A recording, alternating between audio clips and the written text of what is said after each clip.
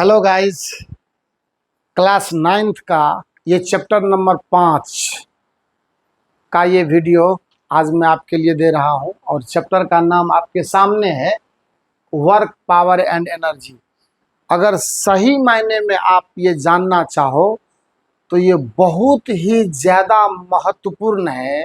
मतलब इससे पहले जितने भी चैप्टर्स हम लोगों ने डिस्कशन किया, मोशन चैप्टर को पढ़े, फोर्स एंड लॉज, ये फोर्स एंड न्यूटन्स लॉज को देखे, माने गति के नियम, और उसके बाद गुरुत्वाकर्षण के चैप्टर में भी भाई साहब एक से एक कंसेप्ट का डिस्कशन किया हमने, एक से एक बातों से हमने आपको अवगत कराया।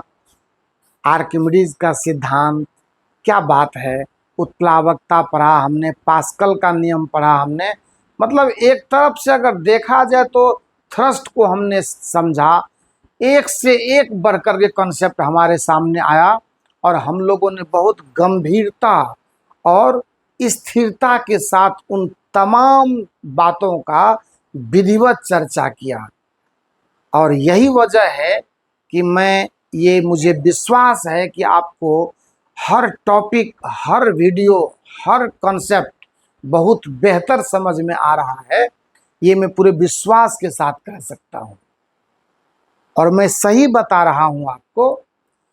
अब यहाँ इस चैप्टर को भी आप इसलिए नहीं पढ़िए कि ये सिर्फ एक 9th क्लास का अध्याय मात्र है। ये याद रखिए कि मैं हर किसी कॉन्सेप्ट को, हर किसी टॉपिक को, हर किसी चैप्टर को इस अंदाज में लाकर आपको सिखाना चाहता हूँ कि वर्तमान जो आपके एग्ज़ाम होंगे, जो क्लासेस जहाँ आप अभी हैं, वहाँ तो यह आपको फ़ायदा दे करके ही जाएगा।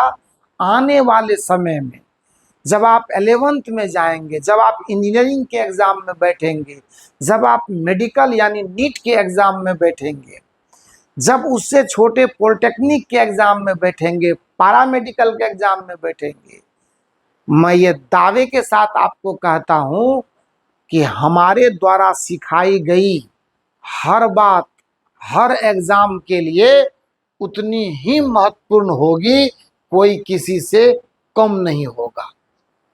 अभी देखिए ना, जब न्यूटन्स लॉ को हम लोग डिस्कस कर रहे थे, न्यूटन के गति नियम में हमने जड़त्व को सीखा था ना। हमने पहले गति नियम को सीखने के साथ ही बल की परिभाषा को सीखा था।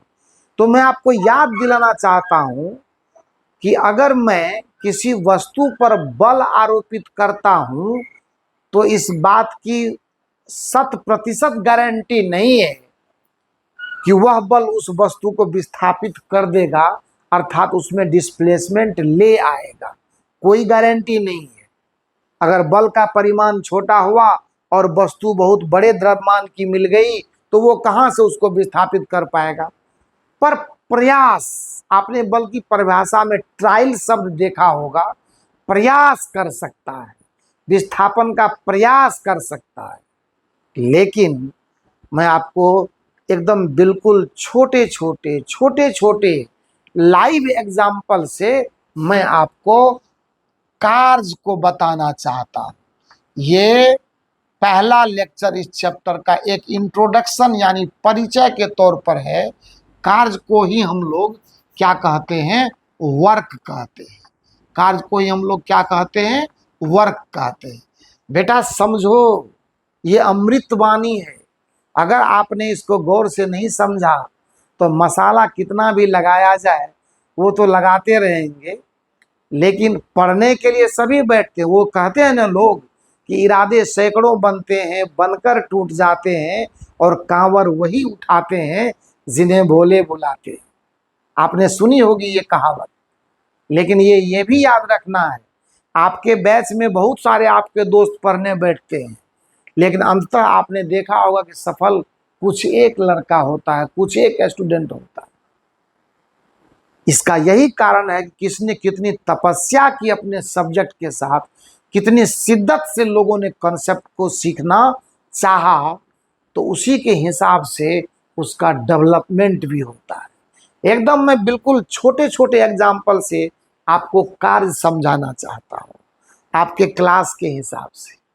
देखिए, मान लीजिए मेरे हाथ में एक क्या है, चौक है। ये चौक जमीन पर रखा हुआ है। अगर इस चौक को मैं जमीन से उठाकर, या मान लो यहां रखा हुआ है, यहां से उठाकर के मैं यहां लाता हूं, जानते हैं मैं कार्य कर रहा हूं। मैं क्या कर रहा हूं? कार्य कर रहा हूं। समझ गए ना? मैं कार्य कर रहा हूं। ऐसे ही कोई भी एक सिलेंडर को लेते हैं, एक लकड़ी का टुकड़ा लेते हैं, उसको मैं ऐसे रस्सी लगा करके मैं खींच रहा हूं, वो विस्थापित हो रहा है, मैं कार्य कर रहा हूं, है ना? पानी से भरी हुई बाल्टी को मैं खींच करके पानी से बाहर लाता हूं, मैं कार्य कर रहा हूं। मैं साइकिल चलाता हूं, मैं कार्य कर रहा हूं। मतलब मैं क्या बताऊं, हर किसी बल ने अगर वस्तु में विस्थापन दिया, उस बल ने कार्य किया। एकदम सामान्य सी परिभाषा। अगर किसी वस्तु पर आप देखो, अब थोड़ा सा मैथमेटिकल हो जाते हैं, थोड़ा सा फिजिक्स के अंदाज में करते हैं। मान लेते हैं, सपोज कीजिए कि यहां मैंने एक m द्रव्यमान की वस्तु रखी, कोई दिक्कत नहीं है, और यहां से मैं इसका x बराबर 0 यानी विस्थापन मापने का ये शुरुआती पोजीशन है, स्टार्टिंग पोजीशन, इसीलिए मैंने x बराबर 0 लिखा है। आज इंट्रोडक्शन लेक्चर है, आप सिर्फ चीजों को समझिए, हर चीजों पर मैं थोड़ी थोड़ी चर्चा करूंगा। यानी आज हम लोग इस चैप्टर से मिलन जुलन कर रहे हैं, मेल जोल बढ़ा रहे हैं। अब हमने क्या किया, इस पर एक बल लगाया, अच्छी बात है। जब मैं इस पर बल लगाता हूं, बड़ा खूबसूरत है, ये आराम से चलने लगता है, ये विस्थापित होने लगता है। और जब विस्थापित होते होते होते होते होते होते ये यहाँ पर आ जाता है, जहां मैं इसको x बराबर d लिखता हूं, यानी यहां से चल करके d विस्थापन लेते हुए ये इस पोजीशन पर पहुंचता है। बल मेरा लग ही रहा था, और इस बल ने अब तक तो सर्विस दिया हमारा, और अब मैंने बल को हटा लिया तो ये यहाँ आकर रुका। तो अब हमसे पूछा गया कि बताइए, क्या फिजिक्स जानने वाले लोग यह बता पाएंगे कि इस बल के द्वारा कार्य संपन्न हुआ या नहीं हुआ? तो मैं एकदम विश्वास के साथ, पूरी मैंने क्षमता के साथ, होशो हवास में ये बताऊंगा, बल्कि फिजिक्स बोल रहा है कि निश्चित तौर पर इस बल ने कार्य किया। Work is done by the force, क्योंकि कार्य की परिभाषा ही यह कहता है कि अगर किसी वस्तु पर बल लगाया जाए और बल लगाने से वस्तु में विस्थापन उत्पन्न हो, तो यह कहा जाता है कि उस बल ने कार्य संपन्न किया है। क्लियर हो गई ना बात? अब इसके बहुत सारे रूप आएंगे, आज तो हम लोग सिर्फ कह रहे हैं, कहते हैं, हम कहते हैं कि, कहते हैं अर्थात हम कहते हैं कि, हम कहते हैं कि अगर किसी वस्तु पर, किसी वस्तु पर बल आरोपित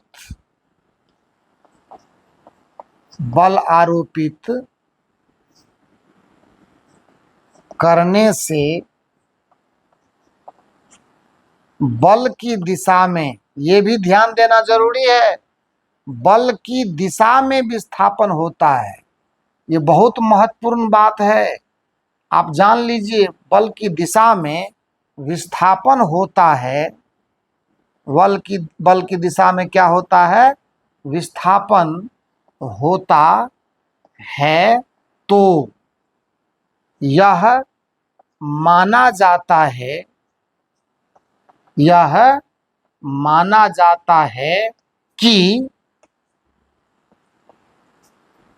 बल के द्वारा कार्य संपन्न हुआ। बल के द्वारा क्या हुआ? कार्य संपन्न हुआ। बस एकदम समझिए बात को, संपन्न हुआ। एकदम तथ्य पूर्ण पढ़ाई पढ़ना है। वीडियो लेक्चर का मतलब ये नहीं कि आपको किताब लिख दिया जाएगा। जहां पर आपको समझने की आवश्यकता है वहां हम आपके साथ हैं, जहां पर आपको कठिनाई है वहां हम आपके साथ हैं। देखिए एकदम बिल्कुल लिटरेचर बोल रहा, भाषा बोल रहा है कि बल ने अगर विस्थापन उत्पन्न किया, अगर बल की दिशा में विस्थापन हुआ तो इसका मतलब है कि उस विस्थापन के लिए वह बल जिम्मेदार है। अगर बल की दिशा में विस्थापन नहीं है तो इसका मतलब फॉल्स डायलिंग। उदाहरण दिखाते हैं। देखिए ये इस जो लाइन लिखा, मान लेते हैं अगर कोई वस्तु वृत्ताकार पथ पर गति करती है, जान लीजिए ये वस्तु है, इसकी स्पर्श रेखीय दिशा में इसका वेग भी है और केंद्र की तरफ एक बल लगता है। आगे हम आपको सिखाएंगे, इसी अध्याय में सिखाएंगे। थोड़ा बहुत ग्रेविटेशन में भी इसकी चर्चा हुई है, पर और बेहतर यहाँ पर होगी। एम मास का द्रव्यमान वृत्ताकार पथ पर गति कर रही है और ये इसके ऊपर केंद्र की तरफ एक बल लगता है, उसी को अभिकेंद्र बल या अधिकेंद्र बल या सेंट्रीपिटल फोर्स कहते हैं। तो जाहिर सी बात है कि विस्थापन की ये दिशा है ना, विस्थापन की ये दिशा है और बल की ये दिशा है। तो इस विस्थापन में बल का कोई योगदान नहीं है। बल भी लग रहा है, विस्थापन भी हो रहा है, पर बल के द्वारा जो विस्थापन है, बल के द्वारा उस विस्थापन में कोई संबंध नहीं है। और इसीलिए इस वृत्ताकार पथ पर गति करती हुई वस्तु में बल के द्वारा किया गया कार्य शून्य है। बल ने विस्थापन नहीं दिया है। वर्क डन बाई, फिर से पढ़ेंगे, जीरो। ये चर्चा होगी अभी, उसके लिए चिंता करने की बात नहीं है। So work done by this centripetal force का मान क्या है बेटा? जीरो है, क्योंकि सब चीज मैंने सामने दिखा दिया। इसीलिए यह जानना जरूरी है कि बल के द्वारा विस्थापन जो होता है ना, बल की दिशा में होना चाहिए। तो ये कार्य की एक सामान्य सी बात है, एक सिंपल डेफिनेशन है। इंट्रोडक्शन में कितना बात करेंगे, लेकिन इतना से तो काम चलेगा नहीं, है ना। अब आइए आप इसको नोट कर लेंगे, थोड़ा सा और आगे काम करके देखते हैं, जस्ट थोड़ा और बढ़ते हैं, कार्य को पूरा डिटेल समझते हैं हम लोग, फिर बल के स्वभाव की भी बात करेंगे। समझ गए ना, बल के स्वभाव की भी बात करेंगे। अब देखिए, तो इस हिसाब से अब गणितीय रूप में क्या होता है वो जान लीजिए। बल को अगर मैथमेटिकल डेफिनेशन देना चाहेंगे तो गणितीय रूप में थोड़ा मैं इसको और खूबसूरत बना रहा हूं। क्या होता है, अगर F मैग्नीट्यूड का फोर्स किसी बॉडी के ऊपर लगे जिसका द्रव्यमान आपने m माना, और अब मैं क्या करता हूं, फोर्स के एप्लीकेशन को किसी एंगल पर लेता हूं। तभी तो बिल्कुल हॉरिजॉन्टल कर दिए थे ना, वो हॉरिजॉन्टल उसका स्पेशल केस बना देंगे। इसमें आप देखिए ना, फुल मजा लीजिए। आज मैं पूरे दिल से, पूरे तन मन से आपको सिखाने जा रहा हूँ, पूरे मज़ेदार तरीके से, है ना। फुल मौज मस्ती कीजिए, लाइफ है, समय है, दोबारा नहीं मिलेगा। पढ़ने के साथ साथ एंजॉय भी कीजिए, घूमिए भी, दोस्तों के साथ मस्ती भी कीजिए, मस्त रहिए एकदम पूरा फ्री मिजाज से। और अब देखिए, मैंने जब इस पर फोर्स लगाया तो हॉरिजॉन्टल से एनी एंगल थीटा पर लगाया, और ऑब्वियसली इस डायरेक्शन में मैंने डिस्प्लेसमेंट डी देने की बात की। मतलब ऐसे मैं इसको पुल कर रहा हूँ ना, any angle theta from the horizontal पर, इसमें एनी डिस्प्लेसमेंट डी की बात करते हैं, मतलब कर ही देते हैं। अगर ये यहाँ से चल करके यहाँ आता है, अगर यहाँ आया और वो डिस्प्लेसमेंट डी जो है वो कुछ इस तरह से है ना। मैं और बढ़ा देता हूँ इसको कि डिस्प्लेसमेंट डी, उसी डेफिनेशन को मैं थोड़ा और स्पेशलाइज कर रहा हूँ। एक्स इक्वल टू डी पर ये डिस्प्लेसमेंट है। फोर्स आपका अभी भी ऐसे ही लग रहा है जैसे आपने पहले लगाया था, उसकी चिंता बिल्कुल आप ना करें, ये फोर्स अभी भी उसी थीटा पर लग रहा है। जानते हैं मैथमेटिकली क्या कहा जाता है? मैथमेटिकली कहा जाता है तब किया गया कार्य इक्वल टू, और इसका कारण भी मैं बता दूंगा आपको, किया गया कार्य W बराबर होता है, जानते हैं क्या होता है? फोर्स एक सदिश राशि है, इसमें क्या करते हैं, डिस्प्लेसमेंट वेक्टर के साथ डॉट प्रोडक्ट ले लेते हैं। अदिश गुणन, याद कीजिए, दो सदिशों का अदिश गुणन, अदिश गुणन को ही डॉट प्रोडक्ट कहा जाता है। जैसे ही आप इसको तोड़ेंगे, सॉल्व करेंगे, तो ये हो जाएगा फोर्स वेक्टर का मैग्नीट्यूड इनटू डिस्प्लेसमेंट वेक्टर। ये मॉडुलस वैल्यू है। मॉडुलस वैल्यू की जानकारी अगर आपको नहीं है तो उसकी चर्चा मैं कर दूंगा। और उसके बाद फोर्स और डिस्प्लेसमेंट के बीच जो ये कोण है ना, इसका कॉस थीटा लगता है। समझ गए ना? और अब इसको आप सीधा लिख सकते हैं एफ डी कॉस थीटा। ये होता है वर्क डन का मैथमेटिकल यानी किए गए कार्य का गणितीय परिभाषा। अब इस थीटा को हम लोग बदलेंगे ना, तो किए गए कार्य का मान ऑटोमेटिकली बदलेगा। और यहाँ से अब वो जो सर्कुलर वाला मामला था ना, वृत्ताकार पथ वाला, वो भी मैं क्लियर बता दूंगा। अगर आपको जानकारी नहीं हो तो कॉस थीटा में आप जान लीजिए कॉस 0 डिग्री का मान 1 होता है, कॉस 30 डिग्री का मान √3/2 होता है, कॉस 45 डिग्री का मान 1/√2 होता है, कॉस 60 डिग्री का मान 1/2 होता है, और कॉस 90 डिग्री का मान 0 होता है। आपको पता भी होगा, पर मैं अगर ऐसे हो सकते हैं कोई हमारे दोस्त ऐसे हो, मेरा भाई हो ऐसा हो, मेरा बेटा ऐसा हो जिसको कि ये वैल्यू मालूम नहीं हो, तो इस चैप्टर में उसकी ज़रूरत पड़ेगी आपको। थोड़ा मैं इसको बेहतर और थोड़ा स्टैंडर्ड तरीके से इस पर काम करूँगा, इसीलिए मैं अपनी सारी व्यवस्था पहले से दुरुस्त कर लेता हूँ। दूसरा जान लीजिए मॉडुलस साइन, इसको बोलते हैं फिजिकल भौतिक राशि को जब मैं किसी पैरेलल लाइन के बीच डालता हूं तो इस साइन का नाम है मॉडुलस साइन। इसको क्या कहते हैं? इसको कहते हैं मॉडुलस साइन, है ना। मॉडुलस, इसका फायदा क्या है? इसका फायदा है कि इसके अंदर में कोई क्वांटिटी लाइएगा ना तो ये क्या होगा, पॉजिटिव वैल्यू देगा। ये सिंपली किसी भी राशि के एब्सोल्यूट यानी निरपेक्ष मान को बताता है। अगर मोड के अंदर में मैं -3 भी रखूंगा ना तो क्या होगा, -3 भी मैं रखूंगा तो ये बाहर होकर के +3 हो जाएगा। ये आप जान करके अभी रख लीजिए। तो कुल मिलाकर के यहाँ पर F D cos theta work done का वैल्यू है। इसका एसआई यूनिट आप देख सकते हैं, या एसआई यूनिट पे चर्चा हम कर लेंगे। देखिए, अब सोच करके आप देखिए कि थीटा का मान अगर आप 0 डिग्री, ये जान लीजिए ये मैक्सिमम वैल्यू है कॉस थीटा का, अधिकतम मान। तो अधिकतम मान है तो कॉस, अगर थीटा 0 हो तो हमारे पास W मैक्सिमम मिलता है, अधिकतम। मैक्स लिखा मैंने, मैं शॉर्ट में लिख दिया है, मैक्स से मैक्सिमम आप समझ लीजिए। इसका वैल्यू सीधा FD हो जाएगा। अगर मैं थीटा का मान 90 डिग्री लूंगा तो W का मान 0 हो जाएगा। ज़्यादा महत्वपूर्ण इसी दो को जानना है ना। तो आज के वीडियो को मैं, चूंकि ये इंट्रोडक्शन लेक्चर है तो बहुत कुछ इसमें हम लोग को वर्क नहीं करना है। इस पर थोड़े बहुत सवाल हम लोग बना सकते हैं।